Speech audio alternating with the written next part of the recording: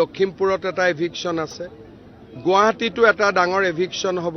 আমাৰ বনাঞ্চলত যিবিলাক বাংলাদেশী মূলৰ মানুহ বহি আছে, গতিকে এই ধৰণে প্লেনিং কৰি গৈ থাকিব লাগিব। কিন্তু এইটো 2 মাহ 3 মাহ এবছৰৰ কাম নহয়, 5-6 বছৰ লাগি থাকিলেহে গোটেই মাটিখিনি মুক্ত হ'ব।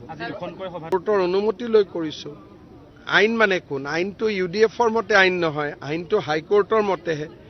প্ৰত্যেকটো এভিকশনৰ এগেইনষ্টত হাইকোৰ্টত কেছ হৈছে, হাইকোৰ্টত আমি জিকিছো, তাৰ পিছতহে এভিকশন হৈছে। তাৰমানে আমিতো আইনৰ মাজতে এভিকশন কৰিছো। আজি ইমান দিনে অসমৰ মানুহক তেওঁলোকে কৈ আছিল যে গৰাখহনীয়াত মাটি গ'ল, থাকিব জাগা নাপায় আমি আছো।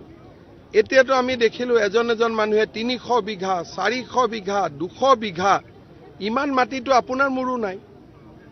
গতিকে যদি মাটি যোৱা মানুহে 300 বিঘা মাটি দখল কৰিব পাৰে, তেতিয়া মোৰ ঘৰটো পানীয়ে লৈ গ'লে মই ভাল পাম, যে মোৰ ঘৰটো লৈ যাওক। তেতিয়া মই ক'বাত গৈ 300 বিঘা মাটি দখল কৰিব পাৰিম।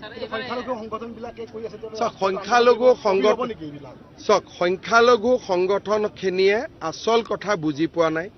তেওঁলোকে উৰিয়াম ঘাটত যাব লাগে, গৰুখুটিত যাব লাগে, গ'লে দেখিব যে হাজাৰ হাজাৰ বিঘা মাটি মানুহে দখল কৰিছে। কোনোবাই 1.5 কঠা মাটি দখল কৰি আছে, তাত আমাৰ ক'বলগীয়া একো কথা নাথাকে। 2 কঠা মাটিত আছে 100 বিঘা 200 বিঘা।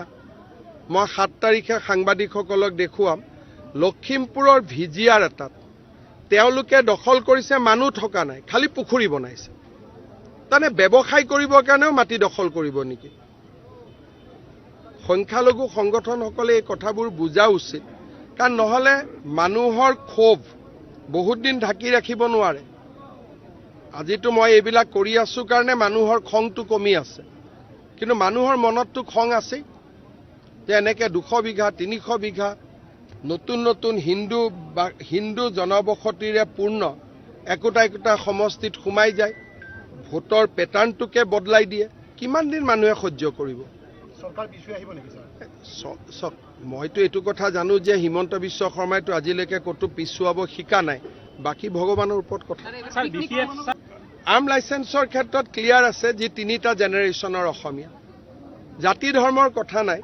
যোনে 3টা প্ৰজন্ম অসমত আছে তেওঁলোকে আবেদন কৰিব পাৰিব।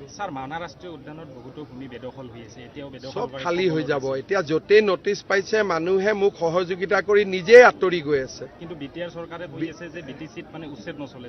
চক BTR চৰকাৰৰ নীতি BTR চৰকাৰে জানিব, কিন্তু মই এটা কথা কওঁ যে দুখীয়াক উচ্ছেদ নকৰিব, কিন্তু 300-400 বিঘালৈ বহি থকা মহাজনকেইটাক আপুনি কিয় উচ্ছেদ নকৰিব? এটা চৰবিলাকতো গোটেইটো মাতব্বৰবিলাকে মাটিবিলাক ৰাখি থৈ দিছে। দুখীয়াৰ হাতত ক'ত মাটি আছে? এই কোনো সংগঠনে মাতব্বৰৰ এগেইনষ্টত আন্দোলন নকৰে, কয় মাটি নাই। মইতো হেলিকপ্টাৰত যাওঁ, দুনিয়াৰ মাটিয়ে মাটি। মইতো এতিয়াও ঘূৰি যাওঁতে হেলিকপ্টাৰত মাটি চাই যাম, কিন্তু মাটি নাই কিয়? মাতব্বৰে মাটিবোৰ দখল কৰি থৈছে। তাৰ কাৰণে মানুহবোৰ গুৱাহাটীত গৈ আছে, ডিব্ৰুগড়, তিনচুকীয়া, য'তে ত'তে গৈছে।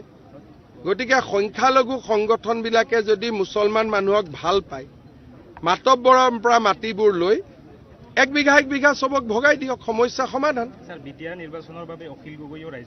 চব আহিব লাগে ভাই। যিমানে আহে BTRৰ মানুহে অনুভৱ কৰিব যে আমিও গণতান্ত্ৰিক অঞ্চল এটাত আছো। সেইকাৰণে যিমান ইলেকশ্যন শান্তিপূৰ্ণ হয় সকলোৱে পাৰ্টিচিপেট কৰে। BTRৰ ভৱিষ্যতৰ বাবে এইটো ভাল হ'ব।